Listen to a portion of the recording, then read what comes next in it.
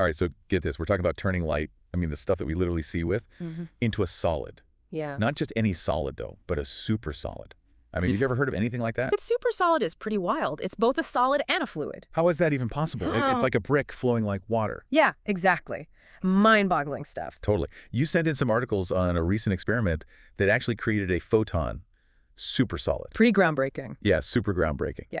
So before we get into how they pulled this off, let's unpack this whole super solid concept. Okay, sure. What makes it so unique and why has it been so hard to create? Well, for the longest time, scientists thought supersolids could only exist in like extreme conditions, like ultra cold helium. To get a supersolid, you need this crazy balance Okay. where particles are arranged in a fixed structure, like in a solid, but can also move freely like a fluid.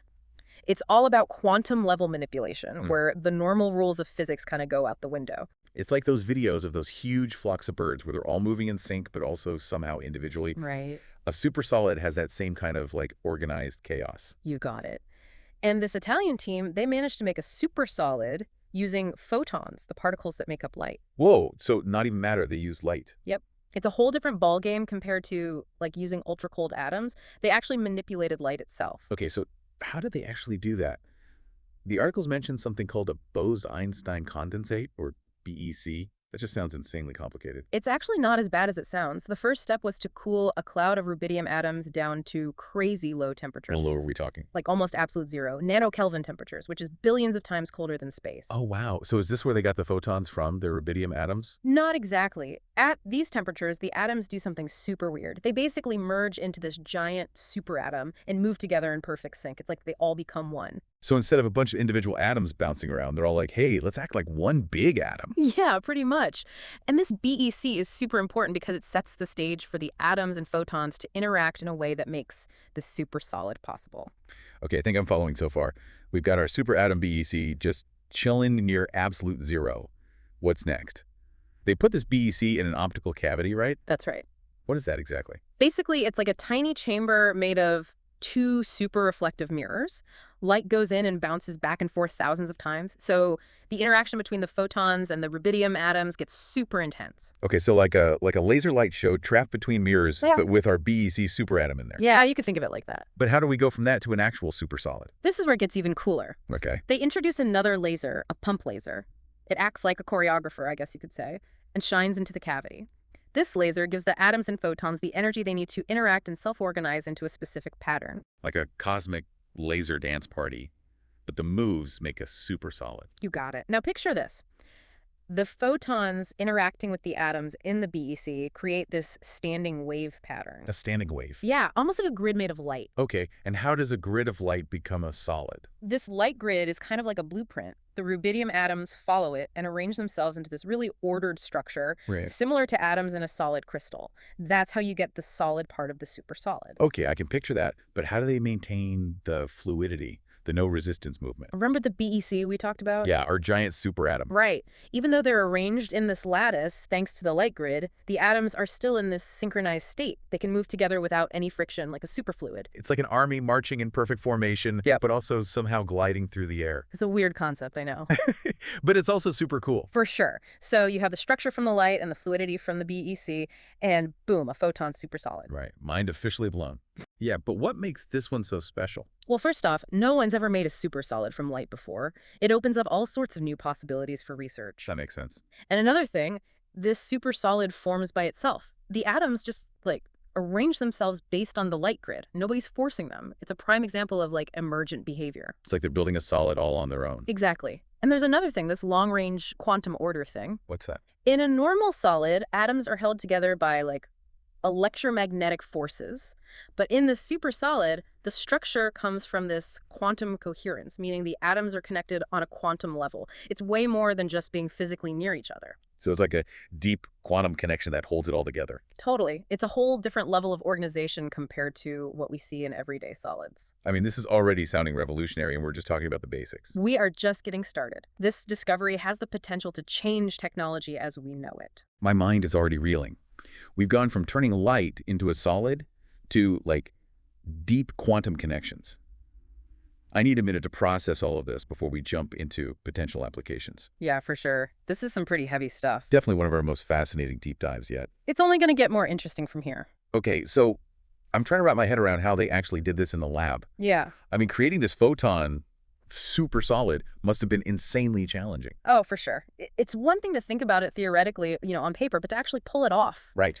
in a lab, that's a whole other story. We're talking about stuff that happens at crazy low temperatures. Right. Like pushing the limits of what's even possible. Just keeping that BEC, that superatom thing, at those NanoKelvin temperatures, that's a huge challenge on its own. Yeah, I bet. So is it just about having the right equipment, or is there more to it? It's way more than just the equipment. You need crazy precision and stability.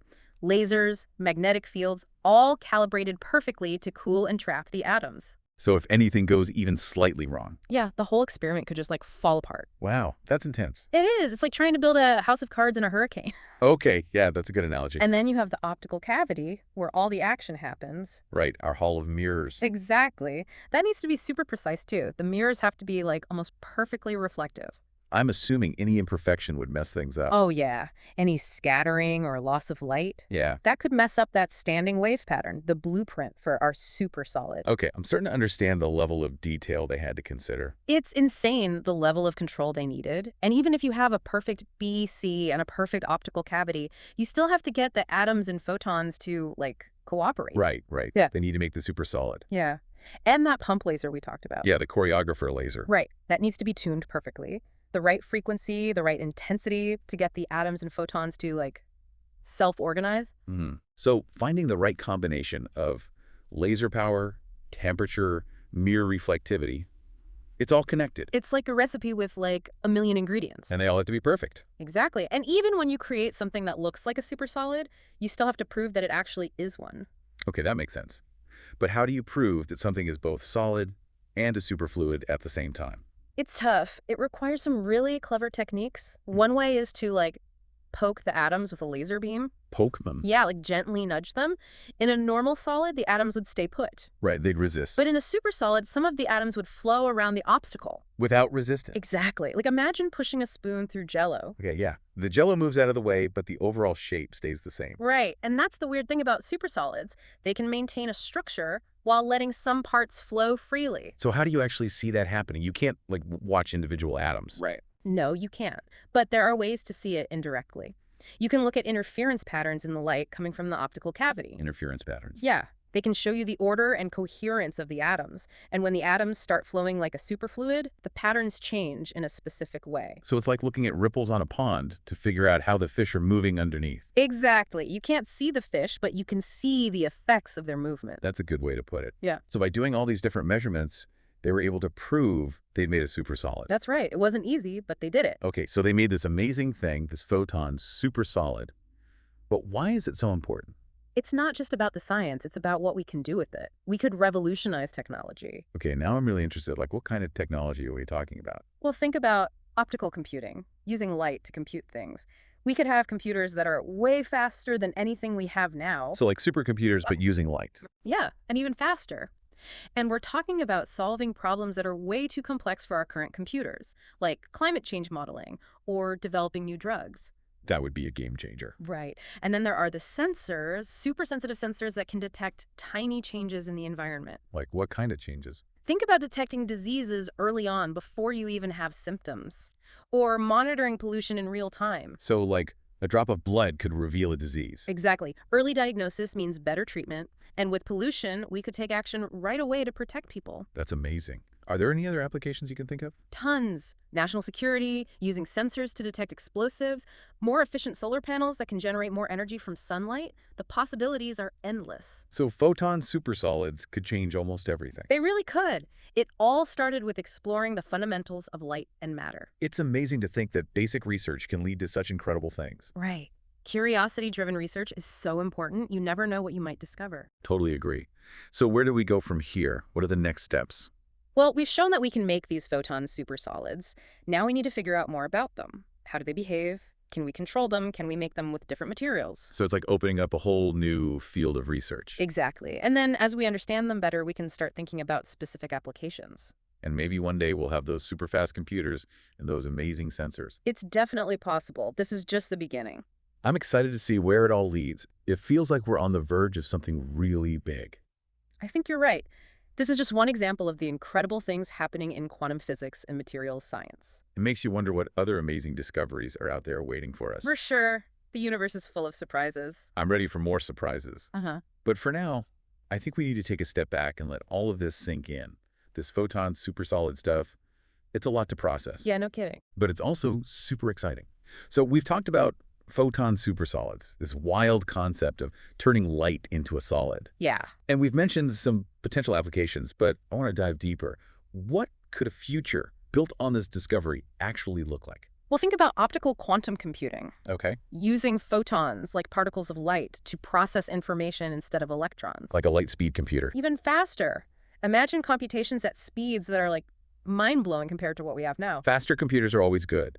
But what makes this optical quantum computing so special? It's not just about speed, it's about tackling problems that are way too much for our current computers. Okay, like what? Like modeling climate change, developing new drugs, or even like understanding the human brain. Wow. Those are huge, complex problems. Right. Optical quantum computers using quantum mechanics could handle them way better. That would be incredible. Are there any roadblocks, though? Well, yeah, it's not easy. One big challenge is scalability. Meaning what? Building a big, powerful optical quantum computer means controlling a ton of photons with crazy precision.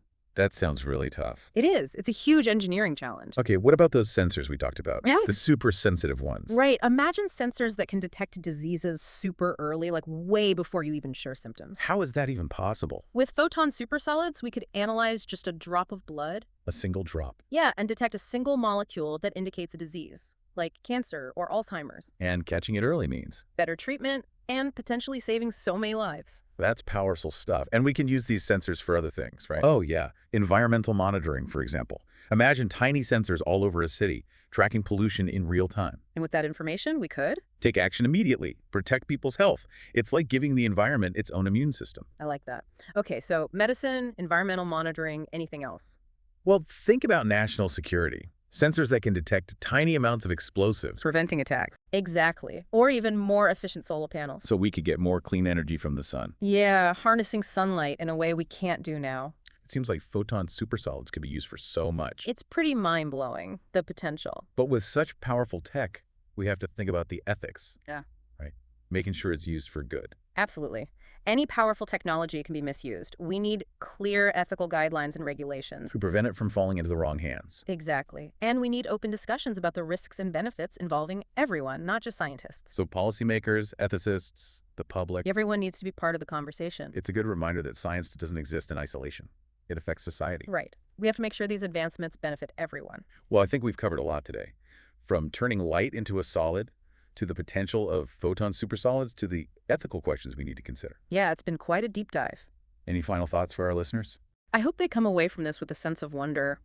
We're just scratching the surface of what's possible with photon supersolids. This is a testament to human curiosity, you know, the drive to explore the unknown. Absolutely. It's a reminder that the universe is full of surprises. And sometimes the impossible can become possible. I love that.